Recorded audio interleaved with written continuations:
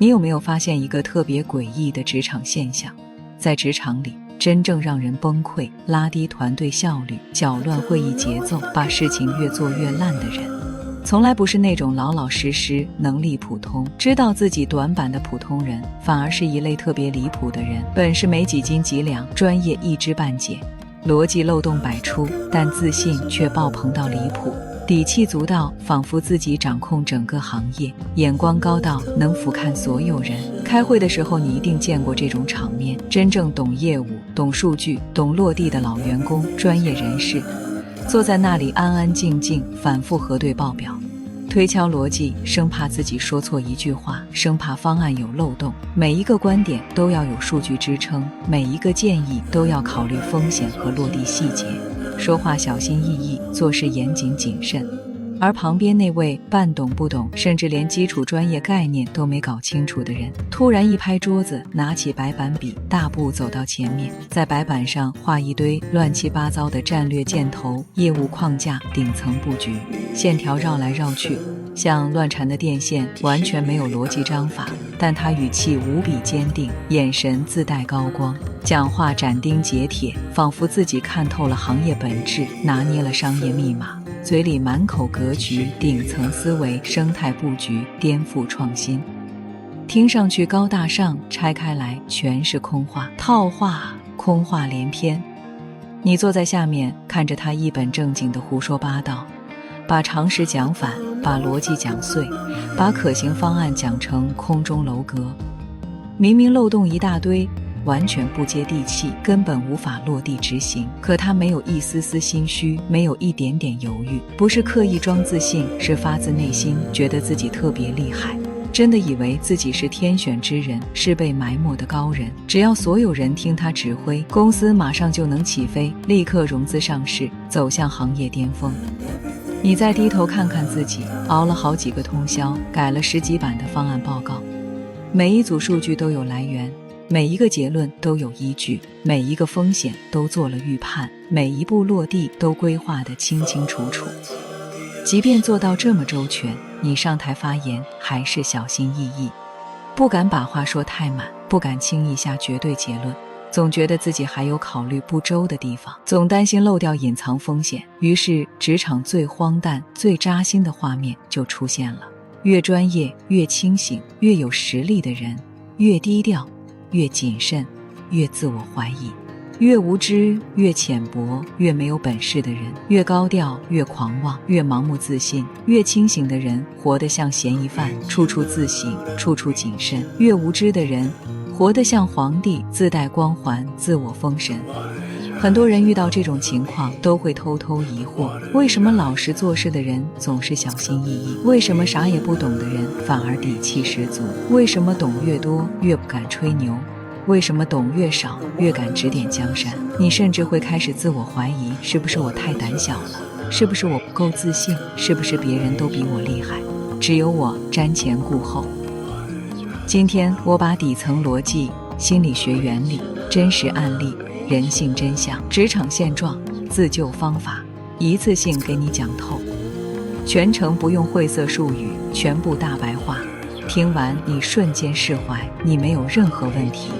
你的谨慎，你的低调，你的自我反思，你的不浮夸，不是懦弱，不是胆小，是高认知、高自省、专业人士的标配特质。而那些无能却极度自信的人，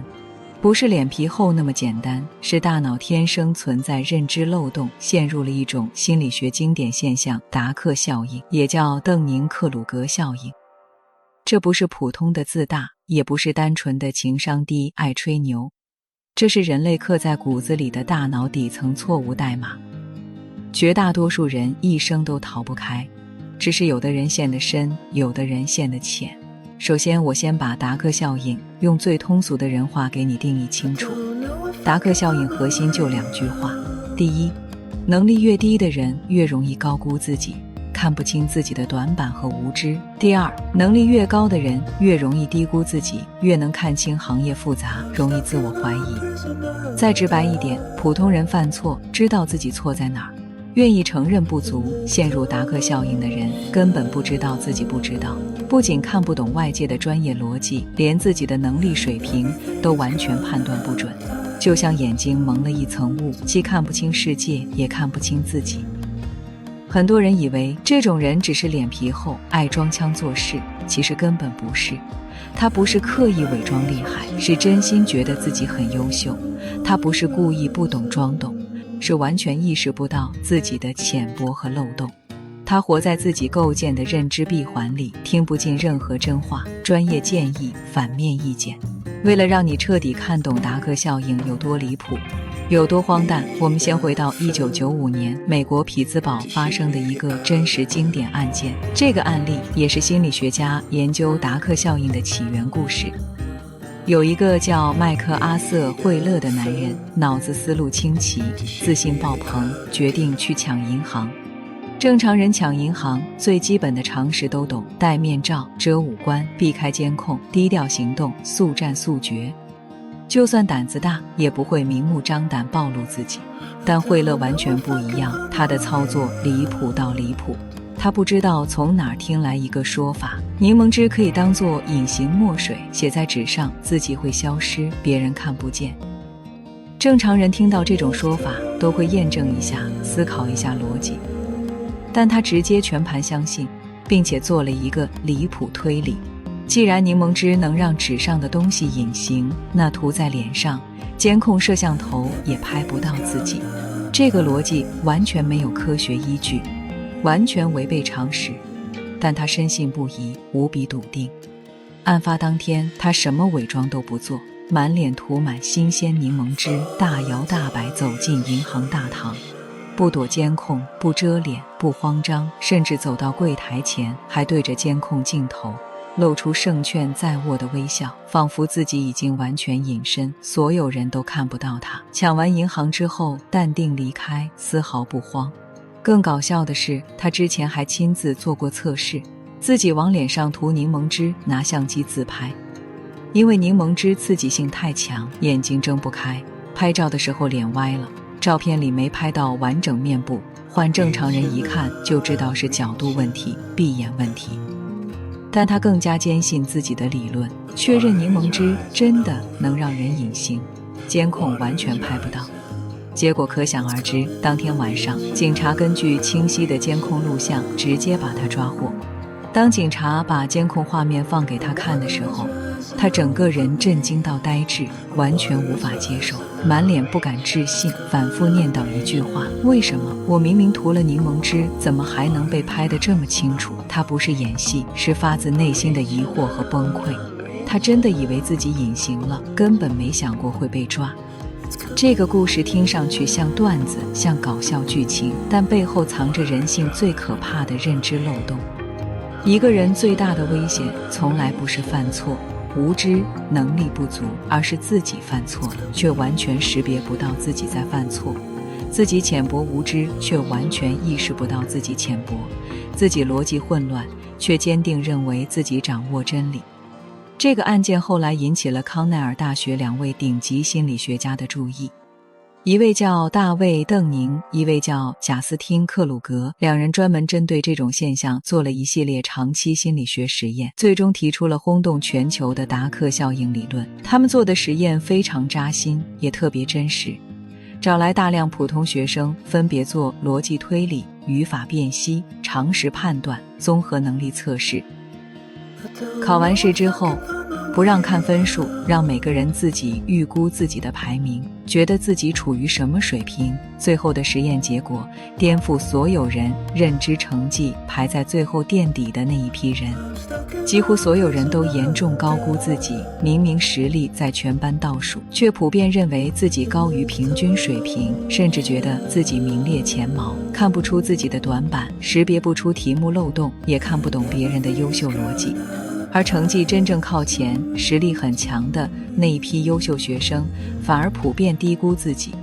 他们很清楚题目里的陷阱、逻辑的复杂、知识的边界，总觉得别人也跟自己差不多，甚至觉得别人比自己更厉害，容易自我怀疑，看不到自己的真正优势。这就是达克效应最残酷的双重诅咒：低能力者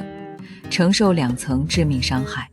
第一层，本身能力不足，认知浅薄，做事容易出错，决策容易离谱，方案容易落地失败。第二层，因为能力不足，连判断自己对错、识别自己短板的能力都没有。第一层让他不断制造问题，捅娄子，搞砸项目，拖累团队。第二层让他永远无法反思，无法改正，无法进步，拒绝所有专业意见。2层叠加在一起，就形成了一个死循环，不断犯错，不断自负，永远不改，永远原地踏步，还觉得别人看不懂自己。为什么会出现这种情况？核心根源，我给你讲最底层的人话逻辑。评价一项能力，本身就需要具备这项能力。你不懂基础写作逻辑，就分辨不出一篇文案是高级表达还是乱七八糟拼凑；不懂数据分析逻辑，就分不清什么是严谨调研，什么是随意凑数字；不懂商业运营逻辑，就分不清什么是真正战略，什么是空喊口号；不懂职场管理逻辑，就分不清什么是合理统筹，什么是瞎指挥。当一个人本身专业底子薄弱，认知层次偏低，他根本没有判断力去识别自己的错误和浅薄。在他眼里，自己的想法完美无缺，自己的观点格局宏大，别人的专业分析反而显得小家子气，格局不够，思想保守。无知不会自动催生谦卑，现实恰恰相反，无知最容易催生盲目自大，莫名优越感。就像荒地里长出一朵颜色艳丽的毒蘑菇，看上去光鲜亮丽，实则自带毒性，害人害己。而且达克效应有一个所有人都逃不开的必经曲线，无论你是谁，接触任何新行业、新领域，都会经历这4个阶段：愚昧之巅、绝望之谷、开悟之坡、平稳高原。我一步步给你拆解，你听完一定会对自己、对身边人有全新认知。第一阶段，愚昧之巅。每个人刚接触一个新领域、新行业、新技能的时候，只看了几篇文章，刷了几个短视频，看了半本书，听了几场分享，懂点皮毛术语，就以为自己看透本质，精通门道，知识储备极少，想象空间极大，信息密度极低，情绪浓度拉满，大脑会疯狂分泌多巴胺，产生一种极度虚假的成就感和优越感，觉得行业大佬太保守，资深前辈太固化，普通人悟性太低，只有自己看透真相，思路通透，眼光独到。这个时候，人最容易变得狂妄，爱指点，爱点评，爱说教，刚懂一点皮毛就敢给10年老员工上课，刚看几个理财视频就敢嘲讽基金经理保守，刚学一点心理概念就敢随意评判别人人生，刚懂一点管理话术就敢规划公司顶层战略，说话斩钉截铁，观点绝对化，容不得半点反驳。在他的认知里，世界只有2种人，认同他、夸赞他的是聪明人，反驳他、质疑他的是嫉妒他。格局小的蠢人活在自我构建的完美幻觉里，不愿意走出来。第二阶段，绝望之谷。等到真正上手实操，落地做事，遇到真实难题的时候，幻想瞬间被现实打碎。原本以为简单的事情，处处都是暗坑；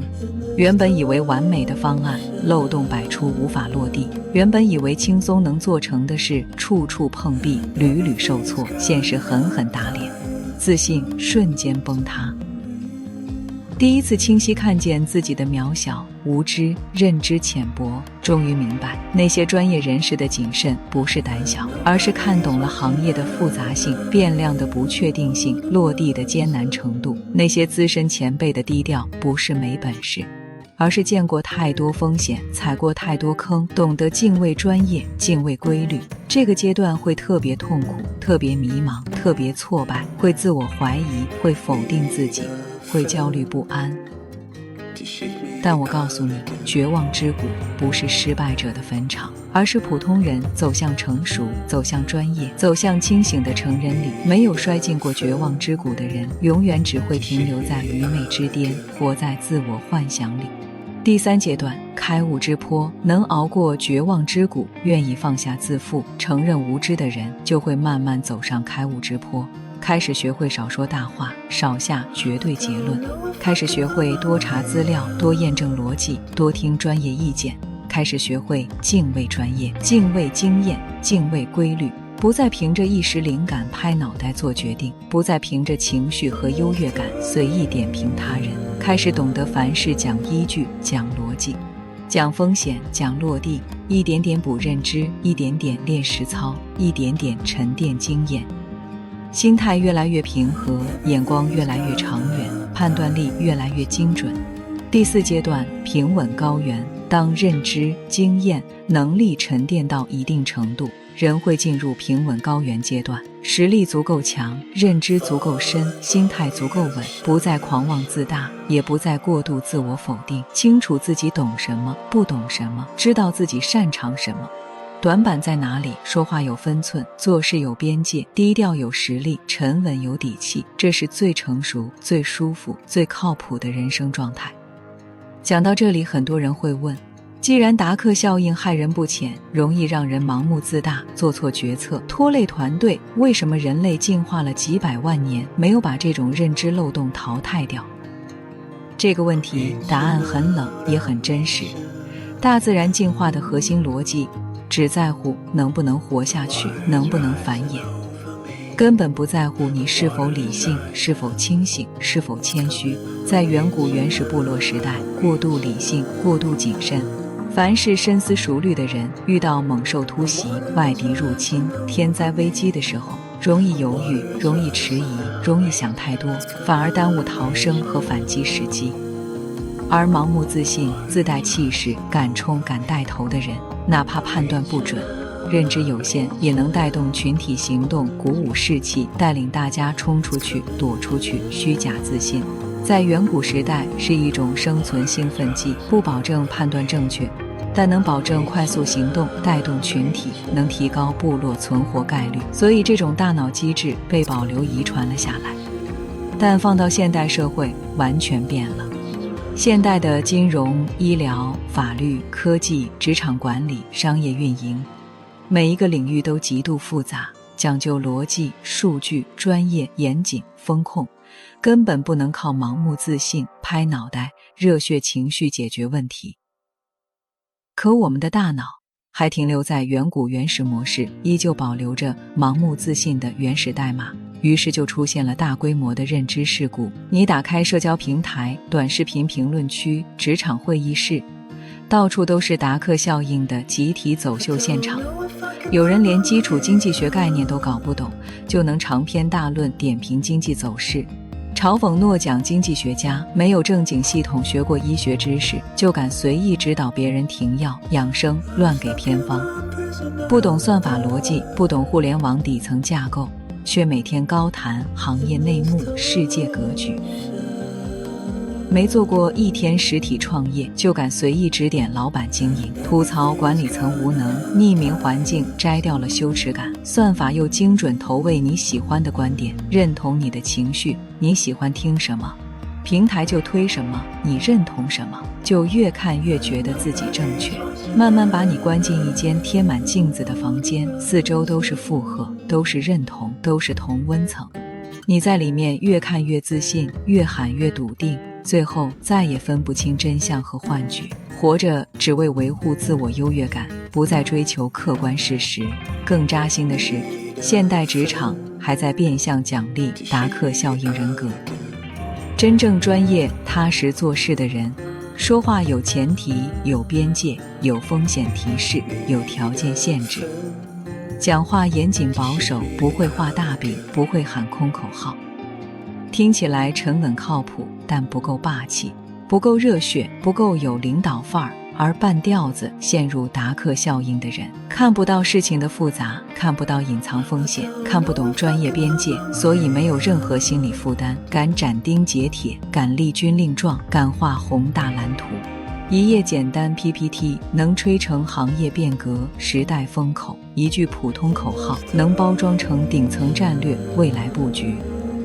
短期来看，管理层很难分辨谁是真有实力、沉稳靠谱，谁是只会表演画大饼，于是很容易出现错位。会做事的不如会说话的，懂落地的不如会画饼的，踏实沉稳的不如高调表演的，再叠加彼得原理的效应。一个人会因为会包装、会吹牛、会表现，不断被晋升提拔，一路往上走，直到升到自己完全无法胜任的岗位。到了这个位置，他依旧陷入达克效应，完全意识不到自己能力不配位，依旧自信满满，胡乱指挥，盲目决策。一个无能却极度自信的上级带来的破坏力是成倍放大的。否定专业意见，打压实干员工，奖励迎合拍马屁的人，打乱工作流程，制造无效内耗，拉低团队氛围，慢慢形成反向筛选机制。清醒实干的人疲于内耗，慢慢沉默，躺平摆烂。踏实做事的人被边缘化，被忽视，被消耗。擅长表演，爱吹牛，盲目自大的人步步高升，占据资源，劣币驱逐良币，从来不是偶然，是达克效应职场规则叠加出来的必然结果。除了职场这种外在现象，达克效应还会带来一种内心深层痛苦，很多优秀的人都在承受，就是冒名顶替综合征。越是有实力，越是懂专业，越是认知高的人，越容易陷入自我怀疑，总觉得自己配不上现在的位置。你越深入一个行业，越懂里面的水有多深，越明白变量有多复杂，细节有多关键，未知风险有多少，所以你不敢狂妄，不敢浮夸，不敢随意下结论。别人真心夸赞你、认可你的时候，你第一反应不是坦然接受，而是紧张不安，会下意识想，我只是运气好而已，只是刚好赶上时机而已。其实我还有很多不懂的地方，别人早晚都会发现我没那么厉害。你会深夜复盘自己的每一次失误，放大自己的小缺点，用极高的标准要求自己，永远觉得自己不够好，不够优秀。而那些半吊子、认知浅薄的人，一点点成绩就沾沾自喜，一点小事就自我封神，永远自我满足，永远觉得自己远超常人。于是最讽刺的对比出现了，有实力的人一直在自我审判、自我怀疑、自我内耗，没实力的人一直在自我封神、自我陶醉、自我膨胀。我特别想跟所有踏实、清醒、低调、有实力的人说一句心里话：你真的没有任何问题。你的自我怀疑，你的谨慎低调，你的不浮夸，不是懦弱，不是不自信，是原认知太强，认知层次太高，专业素养过硬的天然副作用。你看得太透彻，所以不敢轻狂；你懂得太深刻，所以不愿吹牛；你见过太多风险，所以懂得敬畏。千万别因为别人盲目自信，就逼着自己也变得浮夸爱吹牛，更不要把舞台拱手让给那些无知自大的人。你的沉稳，你的严谨，你的自省，都是稀缺的高级特质。看懂达克效应，不是让我们站在高处嘲笑那些自大的人，不是让我们优越感爆棚，看不起身边不懂装懂的人。真正的意义是3点：看清人性底层逻辑，放下自我内耗，看懂职场荒诞现状，学会保护自己，认清自己所处阶段，稳步升级成长。接下来我给你3套可落地、可直接用到生活和职场的实用方法，不用鸡汤，全是实操。听完立刻能用，帮你避开达克效应陷阱，减少内耗，提升格局。第一，建立自我外部校准系统，别只靠自我感觉判断。人的大脑天生自带自我美化滤镜，本能为自己找借口，合理化自己的不足。单凭自我感觉，永远看不清真实水平。你觉得自己很厉害，未必是真厉害；你觉得自己很差，也未必是真不行。一定要建立外部校准标尺，把你的作品、方案、能力交给市场，交给用户，交给专业前辈，交给客观测试。多听真实的负面反馈，多接受专业人士的尖锐建议。顺耳的夸奖只能暖心，难听的真话才能帮你升级。不要躲进同温层，只听认同自己的话，刻意接触不同观点、专业视角，打破自我幻觉。第二，学会战略性沉默，不试图唤醒认知闭环的人，永远记住一条职场铁律：你没法用逻辑、数据、专业道理唤醒一个原认知缺失、陷入达克效应的人。他听不懂你的逻辑，看不到你的专业，只会把你的建议当成针对，当成嫉妒，当成格局小。你越跟他争辩，他越固执；你越跟他讲道理，他越反感。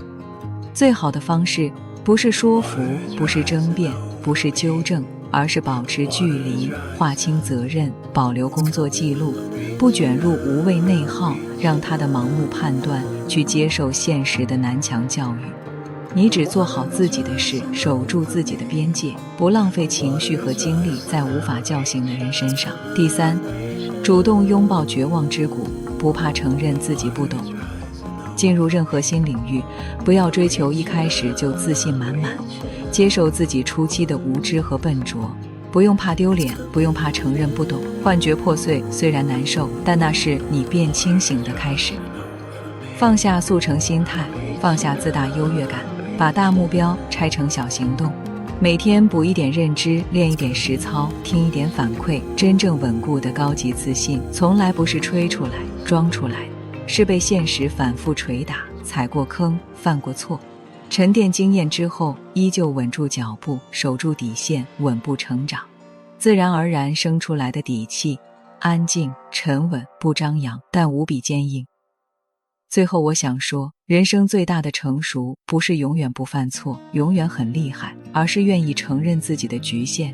愿意更新自己的认知，愿意走出自我幻觉，愿意接受真实反馈。在这个人人都爱浮夸、爱吹牛、爱自我封神的时代，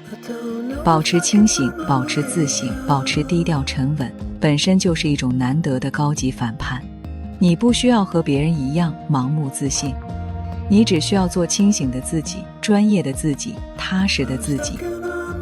最后也想问大家一个走心问题：你在职场、生活里有没有遇到过那种本事不大、自信爆棚、越无知越爱指点别人的人？你有没有曾经自己也站上愚昧之巅，后来被现实狠狠打脸，摔进绝望之谷，慢慢清醒？欢迎在评论区留下你的经历和感受。如果你听完有共鸣，记得点赞、订阅、打开小铃铛。下期我继续拆解人性、职场底层逻辑，帮你少内耗，活得通透。祝你往后日子清醒自知，沉稳有度，不浮夸，不内耗。我们下期再见。